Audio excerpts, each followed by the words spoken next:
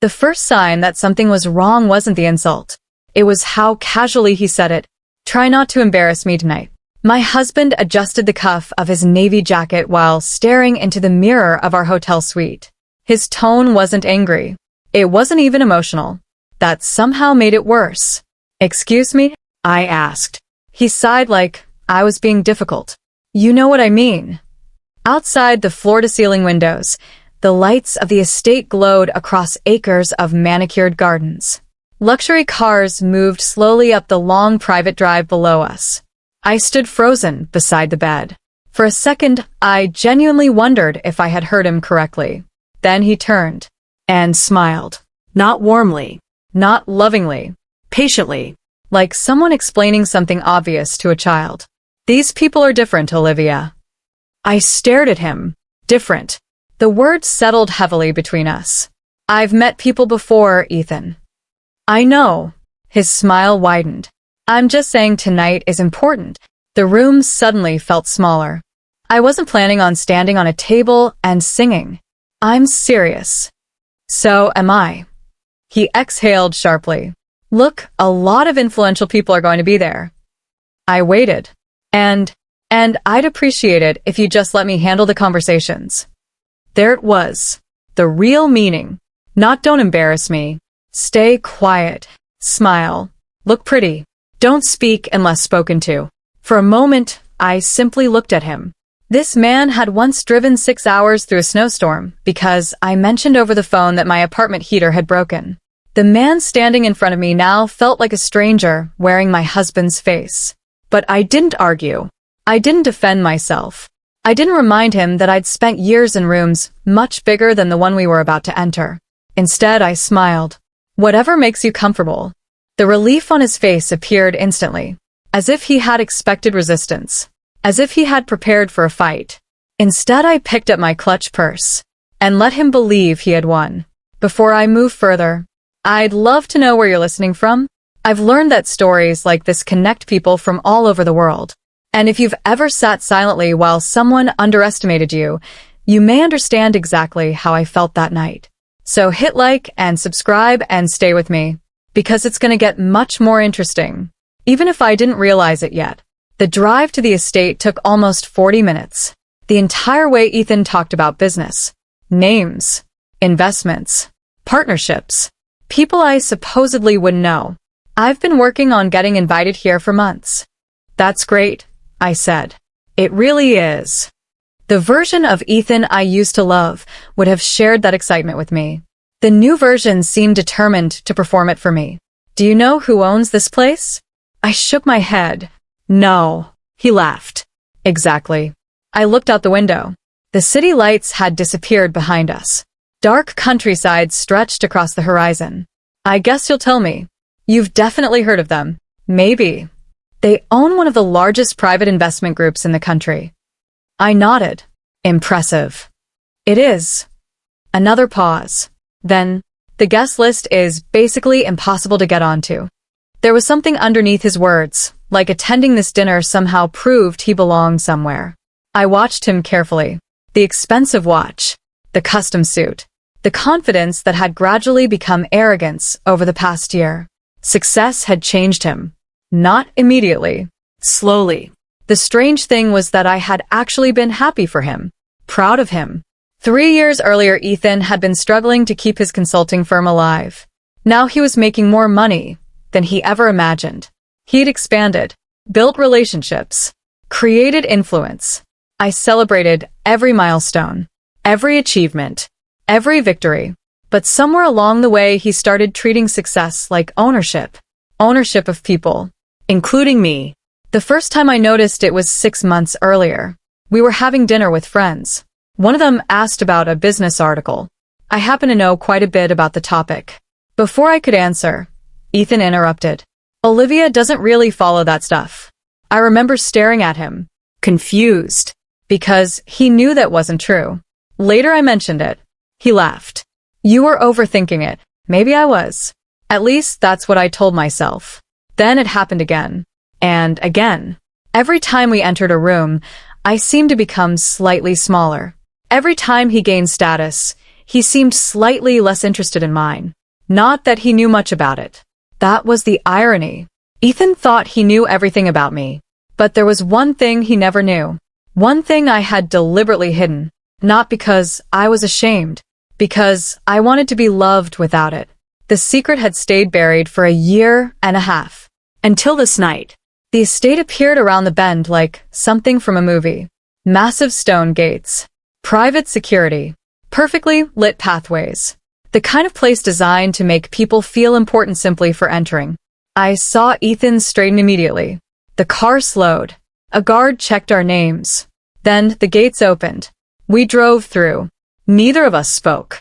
I watched rows of ancient oak trees pass outside the window. And suddenly I had the strangest feeling. That sensation right before gravity takes over. I couldn't explain it. When we arrived, attendants opened the doors. Guests filled the circular entrance plaza. Luxury cars lined the driveway. Elegant dresses. Perfect smiles. Carefully rehearsed confidence. Ethan stepped out first. I followed. Immediately, he leaned closer. One last reminder. One last warning. Remember. I looked at him. Remember what? He lowered his voice. Just stay relaxed. I smiled. I always am. What exactly are you afraid of? There's no time for this. He looked a bit annoyed at my question. Just let me handle the talk there. He didn't seem reassured. Together we walked toward the entrance. I could feel his tension. His need to impress. His desperation to belong. The closer we got to the doors, the more obvious it became. A host greeted arriving guests. Names were checked. Hands were shaken. People moved inside. Normal. Predictable. Then something happened. The woman checking arrivals looked up. Her eyes landed on me. And everything changed. She froze. Not dramatically. Just enough that I noticed. Then she smiled. A real smile. Not the professional one she'd been giving everyone else. For a split second I considered turning around.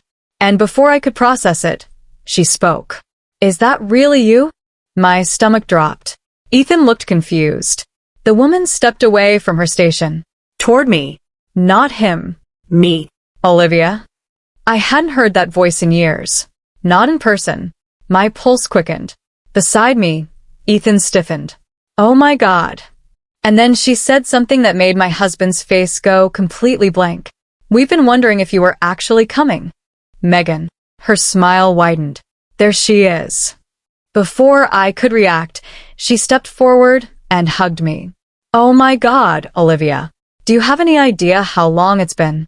Almost 4 years. 4 years and 3 months, she corrected. I laughed despite myself. That sounds more like you. Beside us, Ethan remained completely still. I could practically feel the confusion radiating off him. You must be Ethan. Yes. His voice sounded cautious. She offered her hand. I'm Megan Caldwell. Recognition flashed across his face instantly. Of course it did. Almost everyone in his industry knew that name. The Caldwell family was one of the major investors behind several private equity groups. I'd forgotten that connection existed. To me, Megan was simply Megan. My childhood family friend, our fathers and forefathers worked together, business partners. The woman who used to sneak out of formal charity dinners with me so we could eat burgers from roadside diners. To Ethan, she was someone whose business card could open doors. His posture changed immediately.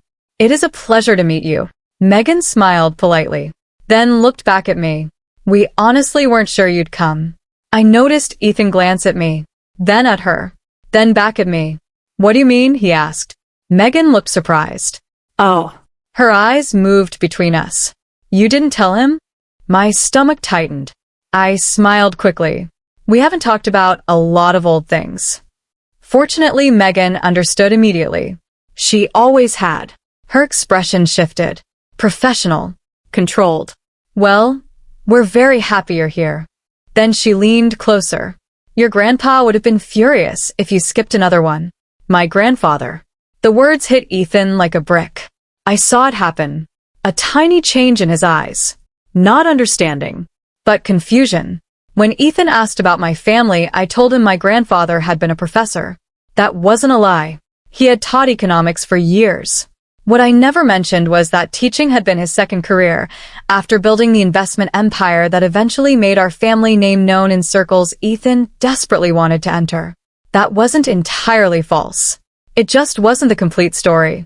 "Come on," Megan said. "They've been asking about you all evening." They, not me. I felt Ethan's attention snap toward me again. "Who's been asking?" Megan blinked, then smiled carefully. "Everyone." The moment we entered the main hall, I knew the night was already moving beyond my control. Crystal chandeliers hung overhead. Live music drifted through the room. Servers moved between clusters of guests carrying silver trays. Conversations filled the air. And within seconds, people started noticing me. At first it was subtle. A glance. A second look. A smile. Then whispers. Then movement. Actual movement. People began approaching. The first was an older gentleman in his 70s. Expensive suit. Silver hair. Sharp eyes. Olivia. I smiled. "Good evening, Robert." He shook his head. "I haven't seen you in years." "I've been busy." "You disappeared." "I know." He laughed. "You inherited that habit from your grandfather." Ethan stood silently beside me, watching, listening, trying to piece together a puzzle he didn't realize existed. The next person arrived before Robert even finished speaking. Then another. Within 10 minutes, I had spoken to more people than Ethan had. I could see the frustration building behind his smile. Every introduction followed the same pattern. People greeting me warmly. People asking where I'd been. People mentioning family history. People clearly assuming everyone already knew who I was. The only person who didn't know was my husband. An hour later we found ourselves standing near one of the outdoor terraces. The cool evening air felt refreshing after the crowded ballroom. Ethan finally turned toward me. "What exactly is happening?" I sipped my sparkling water. "What do you mean?" "Don't do that." His voice remained low. "I'm serious." I looked at him calmly. "So am I." He glanced through the glass doors toward the ballroom. "Why does everyone know you?" I considered my answer. Because technically I hadn't lied to him. Not once. I simply hadn't volunteered certain information. I've attended events like this before. That's not an answer. It is an answer. No. His jaw tightened. It isn't. For several seconds, neither of us spoke. Then he asked the question he'd been building toward all evening. "Who are you, Olivia?" The irony almost made me laugh. Who am I? We'd been married for 18 months. Together for 3 years. And somehow this was the first time he was asking. Not because he wanted to know me. Because he wanted to understand why important people knew me. That realization hurt more than I expected. The truth was simple. Ethan met me during the only period of my adult life when I intentionally stepped away from everything. No family offices. No private boards. No public appearances. No introductions. After my grandfather died, I spent nearly 2 years rebuilding my life. Grieving. Thinking. Trying to figure out who I was without family expectations. I moved. Changed cities. Used my middle name professionally for a while. Lived quietly. And that's when I met Ethan.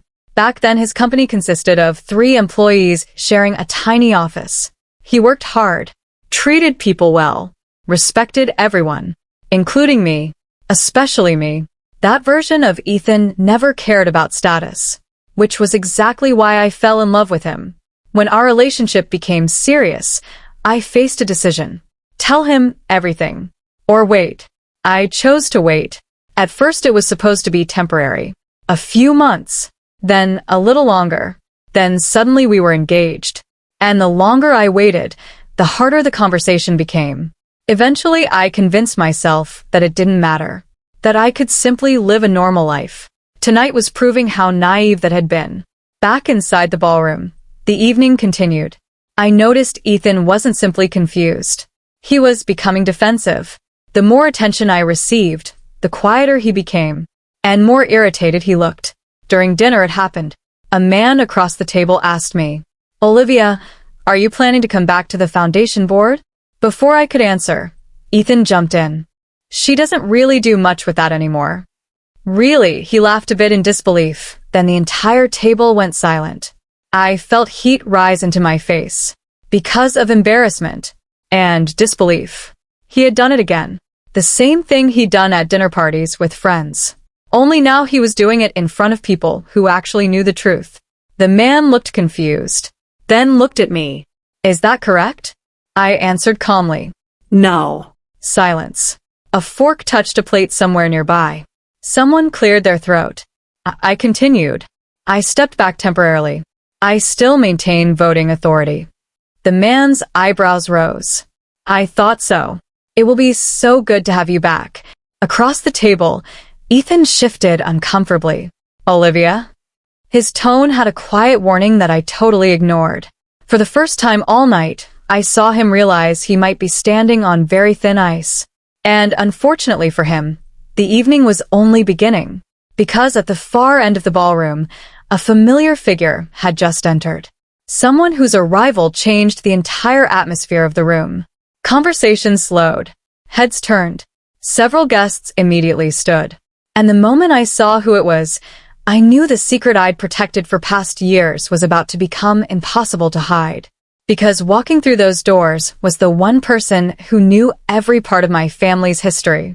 The one person who had promised my grandfather he would watch over me. The one person Ethan had spent the last year desperately trying to impress without realizing the connection.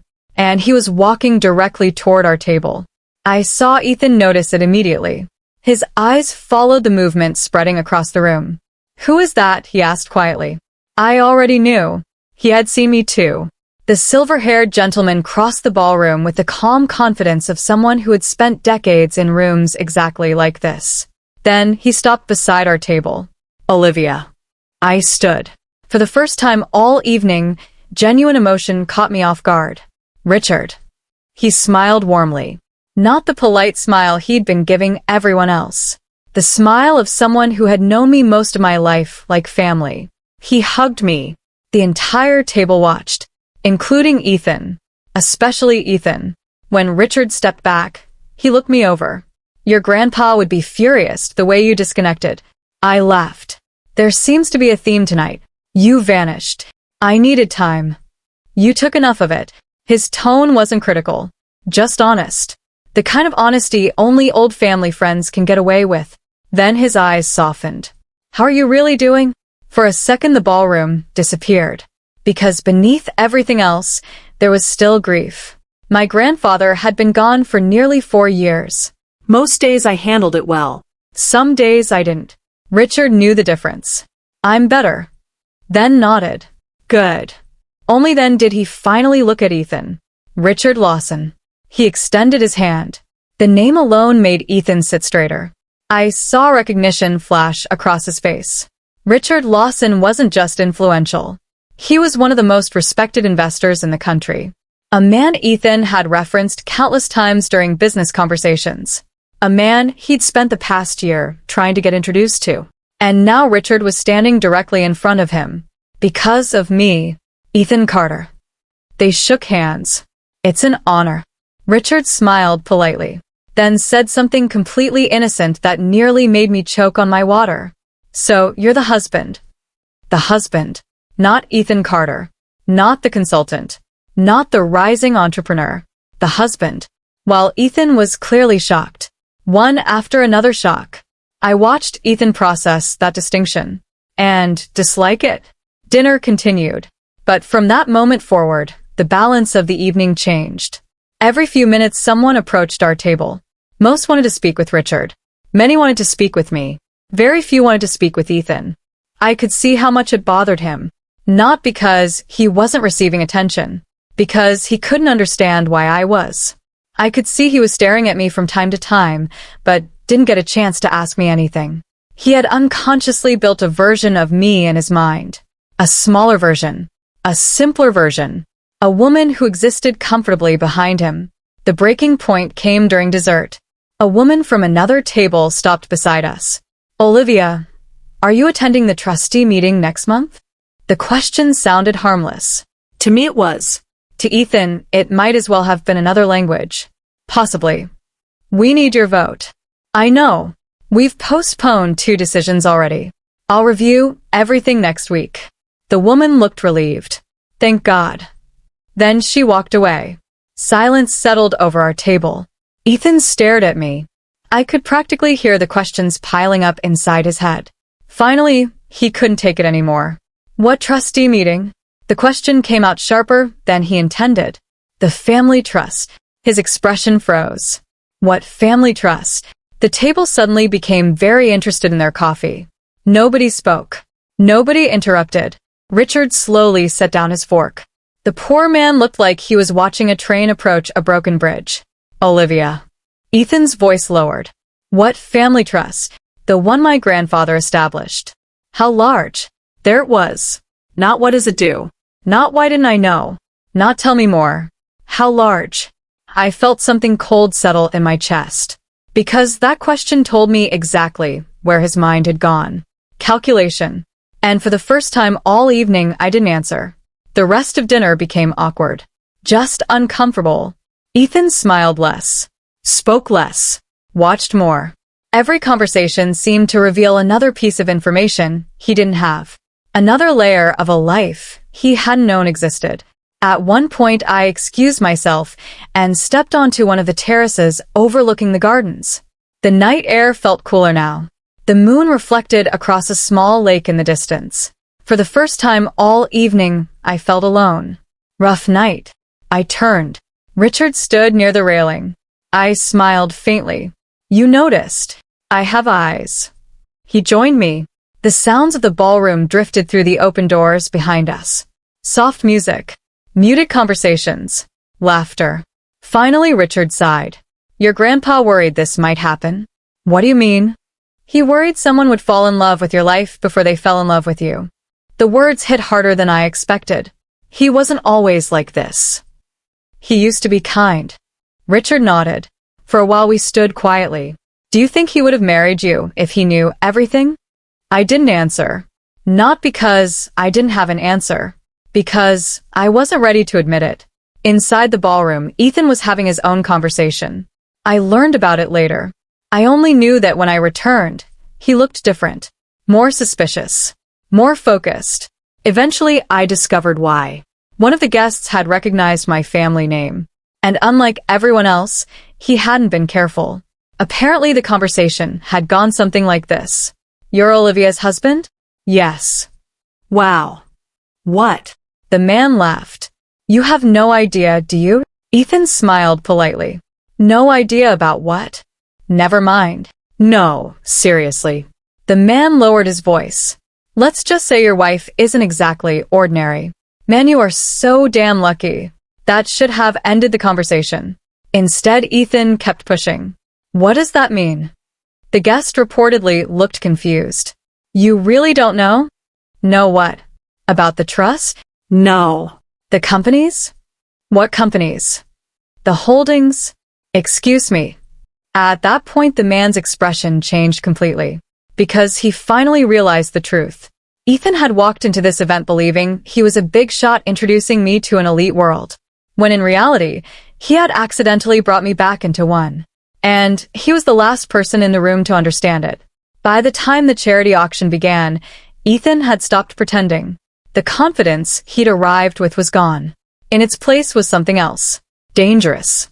Insecurity. The auction itself wasn't important. At least, not financially. Most guests treated it as a fundraiser. A social event. A tradition. Then lot number 7 appeared. A restoration project my grandfather had personally funded years earlier.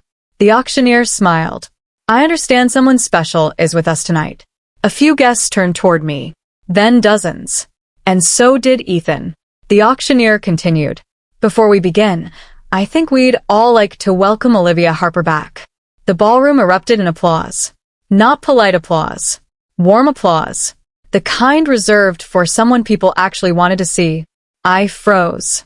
For a second, I couldn't move. Because none of this had been planned. I hadn't expected recognition.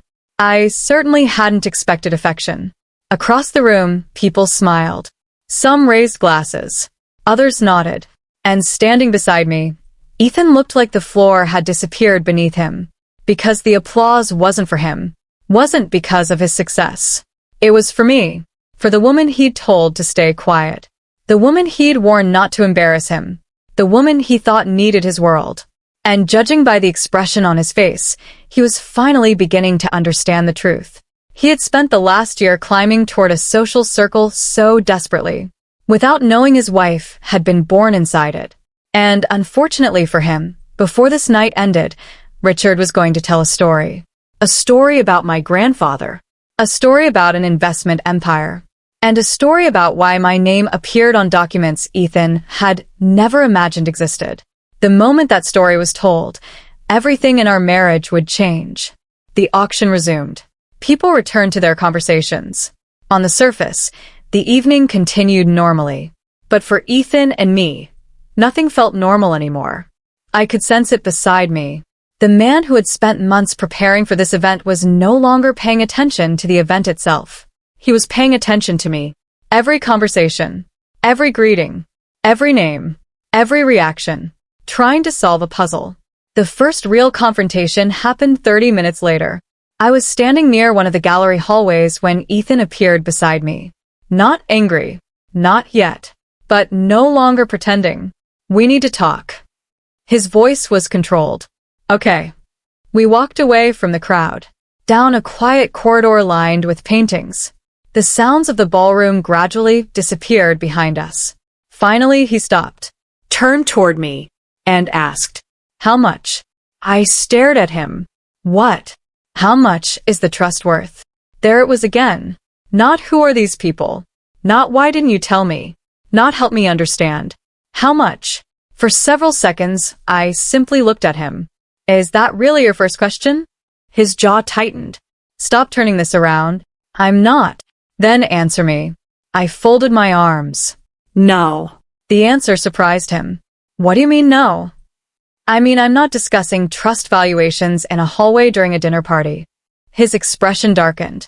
You think that's funny? I don't. Finally, he lowered his voice. How long were you planning to keep this from me? A reasonable question. I don't know. You don't know? No. Olivia, we've been married for 18 months. I know. You let me believe. I never lied. You absolutely lied. No. I shook my head. I told you my grandfather was a professor. He was. I told you he taught economics.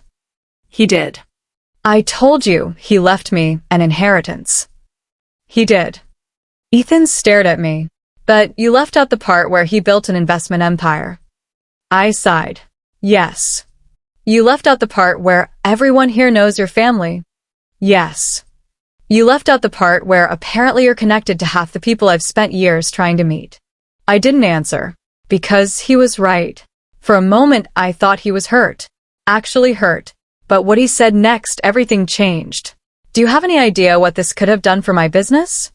I felt something inside me go completely still. The thing beneath everything else. Not heartbreak. Not confusion. Opportunity. Lost opportunity. He wasn't asking why I hid it. He was asking why he hadn't been able to use it. While I was the one keeping it all aside so that he won't feel like I am giving him a ladder to climb. I was also protecting his pride, and ultimately mine too. I would love to introduce my husband as his own identity rather than labeled with my family name. But apparently he just wanted that. A rich label to climb up. Not because I wasn't paying attention. Because I suddenly was. Too much. I started noticing things I had ignored for months. Small things. Little comments. Conversations. A memory surfaced. 8 months earlier. Ethan had come home excited. Ecstatic, actually. I got the meeting. What meeting? The Ridgeway Capital meeting. I remembered hugging him, celebrating with him, ordering takeout from his favorite restaurant. At the time it felt like a breakthrough. Now I found myself wondering something I never had before. How had he gotten that meeting? At the time I assumed talent, hard work, persistence. Maybe it was. Maybe. But now I wasn't so sure. Another memory surfaced. Then another. Then another. Several companies Ethan considered major breakthroughs had connections. Indirect connections. Weak connections. But connections nonetheless. Not to me. to my grandfather's network. At first, I dismissed the thought. Coincidence. The business world wasn't that small. Then another name appeared. And another. And another. By midnight, coincidence no longer felt convincing. The answer arrived unexpectedly, and from someone who had no idea he was giving it. I was speaking with a retired executive named Leonard when he casually said, "Your grandfather would have been proud of Ethan." I smiled. Why? He always liked helping young founders. I froze.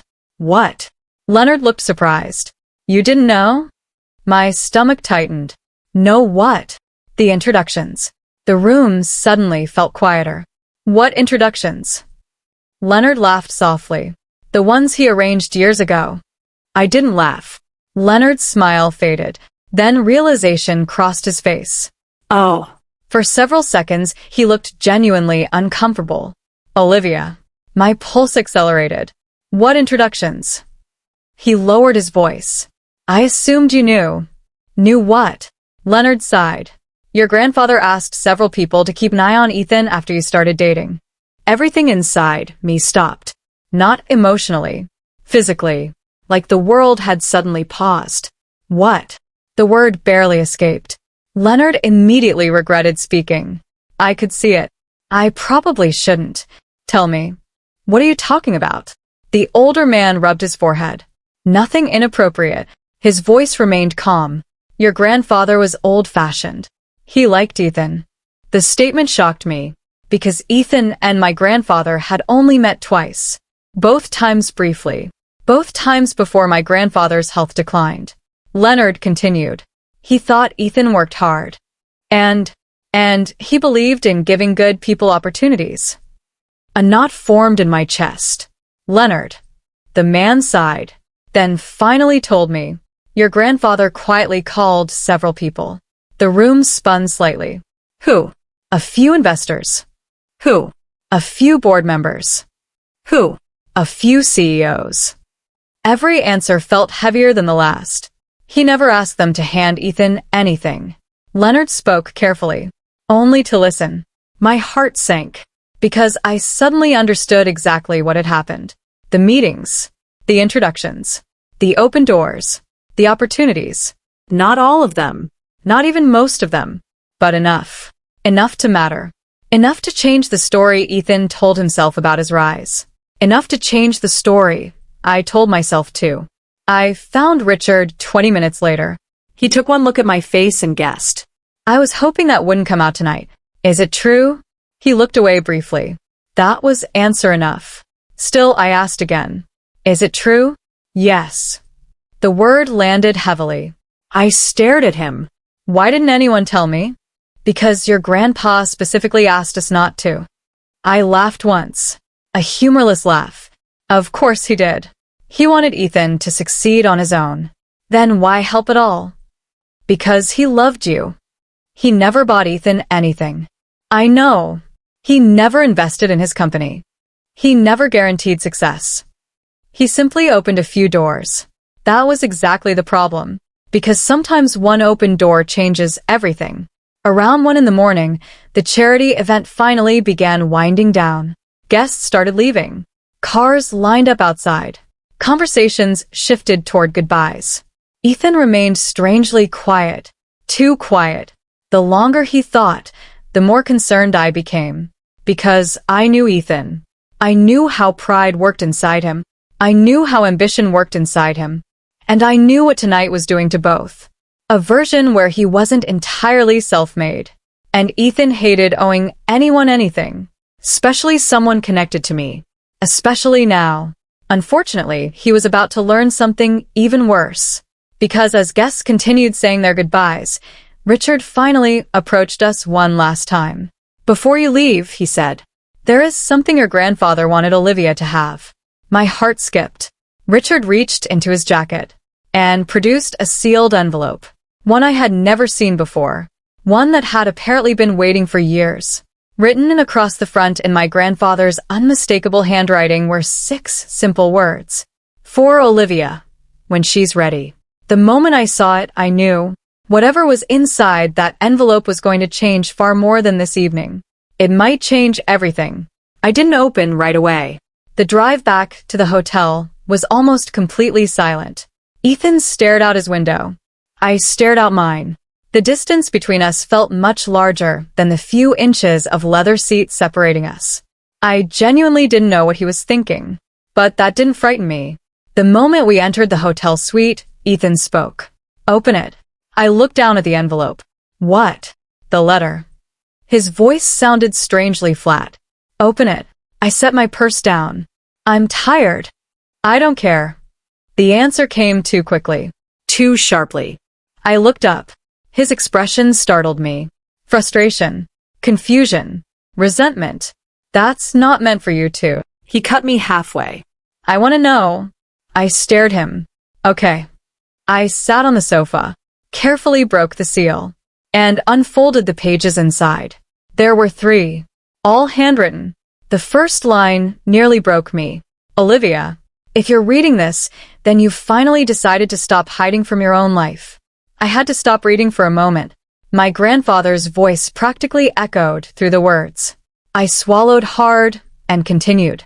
"If you've received this letter, Richard has decided you're ready. That means one of 2 things has happened. Either you've found your confidence again, or life has forced your hand. Knowing you, probably the second." Despite everything, I laughed softly. Ethan didn't. He stood across the room watching, waiting. I continued reading. "First, I want you to know something. You never needed to earn my approval. Not when you were 10. Not when you were 20. Not now. I was proud of you long before you understood what success meant." My vision blurred briefly. I blinked. "The second thing you need to know is why I protected your identity." That sentence immediately caught both our attention. Even Ethan took a step closer. I read slowly. "Money is useful. Influence is useful. Connections are useful. But none of those things tell you who truly loves you. In fact, they often make it harder to know.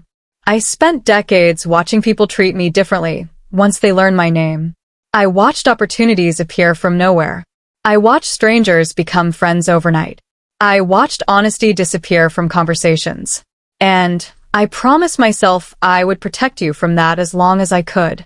The room felt incredibly quiet.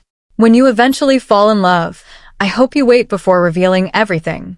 Not because secrets are healthy, because truth matters. And the truth about a person's character usually appears before they know what they can gain from you. My hands slowly lowered.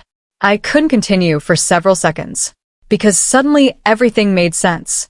Every conversation, every warning. My grandfather hadn't wanted me to hide forever. He simply wanted me to see clearly first.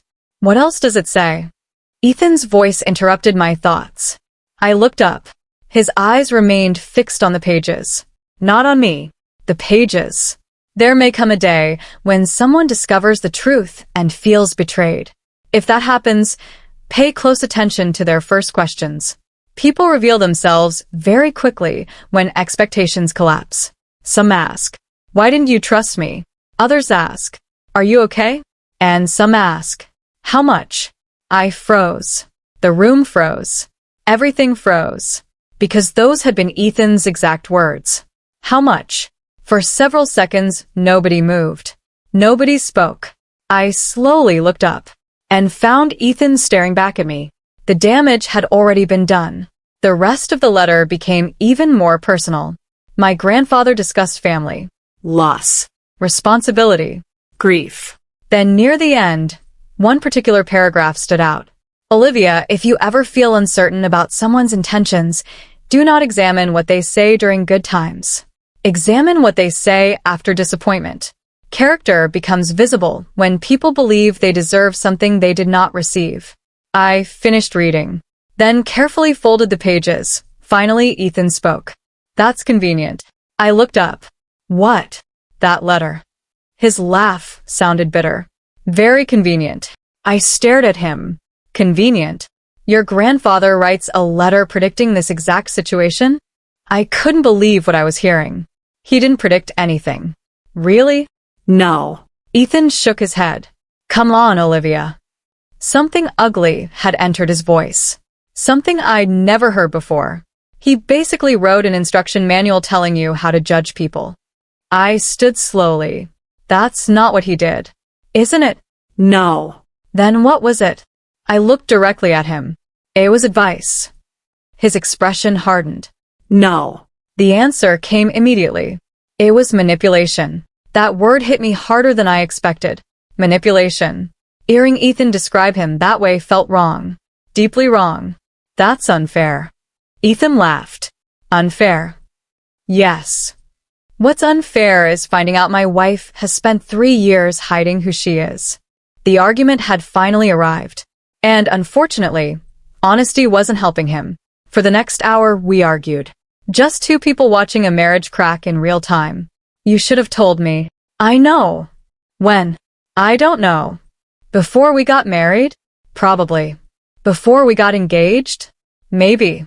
His frustration grew. So you admit it? Yes. That surprised him.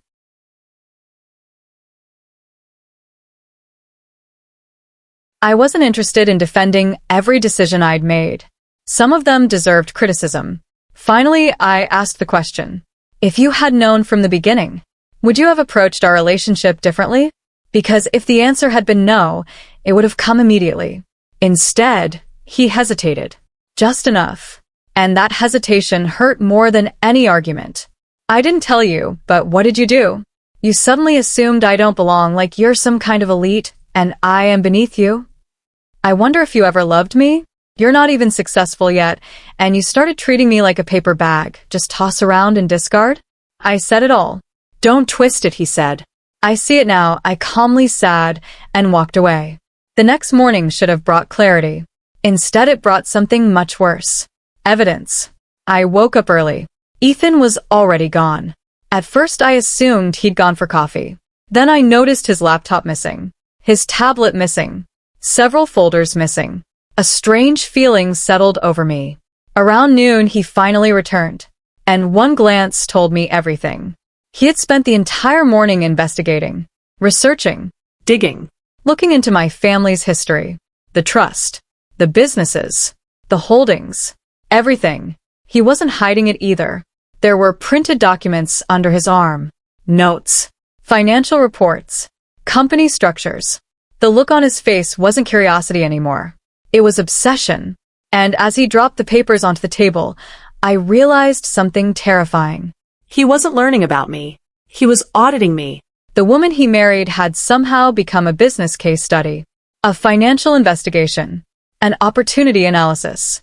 And that realization created a distance between us that neither apology nor explanation could easily repair.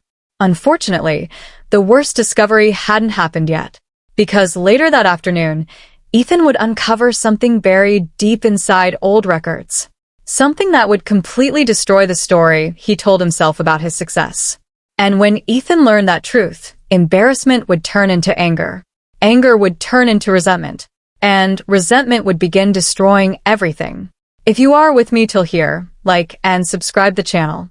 By 3 o'clock that afternoon, our hotel suite looked less like a place to sleep and more like an investigation room. Around 4 o'clock, he finally spoke, without looking up from his laptop. Do you know who arranged the Ridgeway meeting? I already knew where this was going. No. Richard. I remained silent. Richard called them personally. I leaned against the doorway, and his eyes snapped toward me. And that meeting changed everything. I know. You know? Yes. His voice rose. That meeting brought our biggest client. I stayed silent. That client doubled our revenue. I know. Then why are you acting like this isn't important? I took a slow breath. Why are you getting obsessed with this? Because I could already see the trap he was building. The story he wanted to tell. The meeting didn't build your company, Ethan. It opened the door. It changed everything. No. I held his gaze. You created the outcome. For a brief moment, I thought he'd agree. The old Ethan would have. The man I fell in love with understood the difference between opportunity and achievement. By early evening, he had identified 3 separate introductions connected to people my grandfather knew. 3. Objectively speaking, it wasn't much. But emotionally, to Ethan it felt enormous. What else don't I know? The question came suddenly. I looked up from the couch. What do you mean? What else? He gestured toward the papers. The trust. The companies? The investments? The properties? His voice sharpened. What else have you kept from me? I stared at him. Do you hear yourself? What? You've spent 12 hours researching my finances. His expression hardened. Because, apparently, I didn't know my own wife. No. I shook my head slowly. You're researching my assets. The room went silent. Because we both knew it was true. That evening we were invited to attend a smaller gathering hosted by Richard. Maybe 20 people. The kind of event I normally would have enjoyed. Instead, I spent the entire night watching Ethan. Observing. Listening. Learning. Because for the first time, I wasn't entirely sure who he was anymore. At first, he seemed normal. Friendly. Then the question started friendly. Then the question started. So, when did the trust acquire that company? How many voting members are there? Who controls final decisions? What percentage ownership does Olivia maintain? One question. Then another. Then another. By the fourth question, I noticed Richard watching him. Not judging. Observing. The same way I was. And I hated the fact that both of us were reaching similar conclusions. Later that night, while people gathered around the fireplace, an older woman named Helen sat beside me. Helen had known my grandfather for 30 years. She quietly sipped her tea. How are you holding up? Am I that obvious? To me? She smiled. Yes. For a moment, neither of us spoke. Then she glanced toward Ethan. He seems upset. He is. About being kept in the dark? Partly. Helen nodded, then said something that stayed with me. The problem isn't that he discovered your world. The problem is that he believes it should have belonged to him. The words hit hard, because they matched exactly what I'd been struggling to articulate. Not entitlement to money. Entitlement to access. TO status. To opportunity. The more I thought about it, the clearer it became. Ethan wasn't angry because I'd hidden something. He was angry because he'd been excluded from something. And those are very different emotions. The next morning, everything exploded. Not publicly. Privately. It started with a phone call. I wasn't intentionally listening, but his voice carried through the partially open door. Then I heard my name. And froze. Yes. No. I just found out. Pause. I know who she is now. My stomach tightened. The conversation continued. Then came the sentence that changed everything. No, if I'd known from the beginning, I would have handled things differently. The words hit me like ice water. I stopped moving. That afternoon, he finally admitted it. Do you realize how many years I spent trying to get into those rooms? He paced across the suite. How many people I chased? I remained silent. How many introductions I worked for? Then he said it. If I'd known who you were, I could have saved years. The room went completely still, and we both knew it. I stared at him. Slowly. Carefully. Then asked, is that what this is really about? His expression shifted. Just slightly. 3 days later, we returned home. Physically. Emotionally, we were nowhere near home. The silence followed us. A month after the estate dinner, invitations started arriving. Board meetings. Charity events. Industry gatherings. Private dinners. People were reaching out because they knew I was active again. Most invitations came to me. Some included Ethan. Some didn't. And that became a new source of tension. Because every invitation reminded him of the same thing. The doors he'd spent years trying to open for me automatically. Unfortunately, he was about to make a decision that would destroy whatever remained of our marriage. A decision fueled by pride. Because instead of accepting the truth, Ethan decided to rewrite it. For a few weeks after we returned home, Ethan seemed calmer. And for a brief moment, I allowed myself to believe we might find our way through it. Maybe not easily. The first warning sign arrived at a charity luncheon. Just a conversation. I was speaking with 2 women near one of the outdoor terraces when one of them smiled and said, Ethan told us you've finally decided to become more involved in his business. I frowned. My involvement? Yes. The woman nodded. He said you're helping open new opportunities. I think there may be some confusion. The woman looked surprised. Oh, then she quickly changed subjects. The conversation moved on. A week later it happened again. Different event. Different people.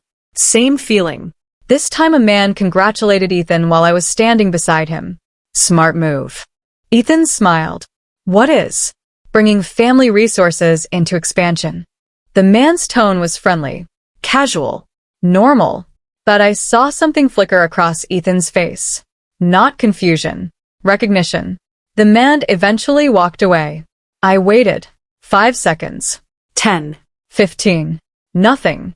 Finally I spoke. What was that about? Ethan shrugged. The family resources comment. Oh. He grabbed his drink. I don't know. It was a terrible lie. You knew exactly what he meant. His jaw tightened slightly. You're overthinking it. Over the next month, a pattern emerged. Ethan had started telling a carefully edited version of our story. Not directly lying. People assumed he had known my background all along. He didn't correct them. People assumed our marriage connected two influential networks. He didn't correct them. And the more people believed it, the more comfortable Ethan became. The realization hit fully during a dinner in Chicago. Richard happened to be there. Several investors were there. Then one of the guests said something interesting. I heard Ethan's been helping coordinate some introductions. The statement caught my attention, because I hadn't heard anything about introductions. Neither had Richard. Judging by his expression, neither had he. The investor continued. Impressive growth lately. Ethan smiled modestly. We've been expanding. The conversation moved on. But Richard's eyes briefly met mine. 3 days later Richard called. Do you have a minute? His tone immediately concerned me. Of course. I need to ask something. Okay. Has Ethan been using your family name? I sat upright. What do you mean? Several people have mentioned conversations. What conversations? Richard sighed. Conversations where Ethan implied he was representing broader family interests. I closed my eyes. I wanted to verify before making assumptions. Thank you, Olivia. His voice softened. Are you okay? I looked out the window. The city below blurred slightly. No. And for the first time since the estate dinner, I admitted that out loud. No. I wasn't okay. I am here if you need me. I thanked him. That evening I confronted him. Directly. Are you using my family name? What? You heard me. He set down his phone. I haven't used your name. Not. Absolutely not. Not. That's ridiculous. Instead, I haven't used your name. A technical answer. The kind lawyers love. I stared at him. Have you implied connections that don't exist? His expression hardened. That's not fair. The lack of a denial told me everything. Ethan. People make assumptions. There it is. What? That's exactly what you've been doing. His patience finally cracked. Oh, come on. No. He stood. So now I'm the villain? I didn't say that. Apparently breathing wrong makes me the villain these days. The conversation escalated quickly after that. Because of what neither of us could deny. He knew people were making assumptions. He benefited from those assumptions. And he had chosen not to correct them. A week later the situation became impossible to ignore. A private investment gala held 3 weeks later. Hundreds of guests. Industry leaders. Board members. Investors. On the surface, we still looked like a married couple. We attended events together. We smiled for photographs. But privately, the marriage had become something fragile.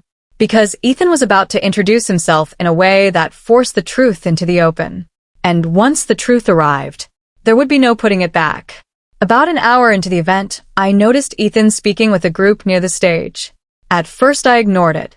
Then I noticed the size of the group growing. 5 people, then 10, then 15. Eventually, nearly 20 people stood around him, laughing, engaged. I couldn't hear the conversation, but I could see his confidence. Then one of the organizers approached me. Olivia. I smiled. Good evening.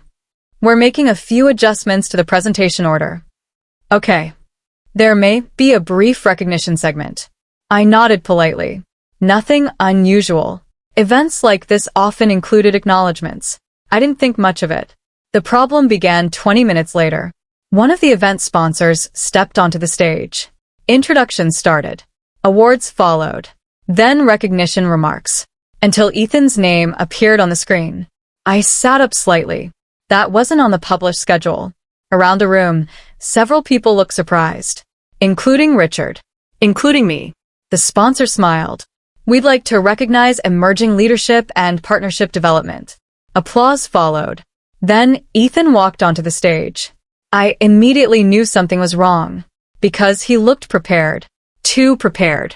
He thanked colleagues, clients, employees.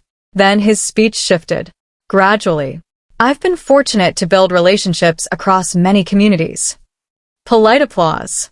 I've learned the value of legacy. More applause. Then, I've also learned how powerful family partnerships can be. My stomach tightened. Across the ballroom, Richard slowly lowered his glass. The room seemed to focus. Sometimes opportunities emerge when great families and great businesses come together. There it was. The same language. He wasn't explicitly claiming family backing. He was simply allowing everyone to reach that conclusion. Now publicly, an investor near the front raised his hand. Question. Sure. The investor stood. He happened to be one of my grandfather's oldest professional acquaintances. You mentioned family partnerships. The investor smiled politely. Can you clarify your role within the Harper family holdings? Silence. Instant silence. Ethan froze. Only briefly. Then he smiled. My wife and I naturally discuss many things. Not an answer. The investor nodded. Of course. What is your role? The room became very still. Ethan attempted another answer. Another vague response. Another carefully constructed lie. But the investor didn't let him escape. Neither did several others. One question became 3. Then 5. Then 7. Simple questions. Direct questions. And suddenly Ethan had no answer. Because there were none. He held no board position. No trust authority. No voting rights. No advisory role. He exposed himself. Then someone finally turned toward me. Olivia? The room followed. Hundreds of eyes. I wasn't nervous. Not anymore. I stood. Calmly. Quietly. And spoke into the microphone someone handed me. Ethan has never held any role within my family's trust. Silence. He has never represented family interests. More silence. He has never participated in trust decisions. People listened carefully. He has never been authorized to speak on behalf of any family organization. No anger. No attack. No humiliation. Just facts. I don't believe Ethan intended to deceive anyone. I paused. I believe he became comfortable allowing assumptions to replace clarification. Everyone understood exactly what that meant. And everyone understood it was true. I looked toward Ethan. For a brief moment, I saw something unexpected. Not anger, embarrassment, and recognition. The sponsor quickly moved the event forward. The program continued. But everyone knew the evening had changed. 3 days later, he came to my office.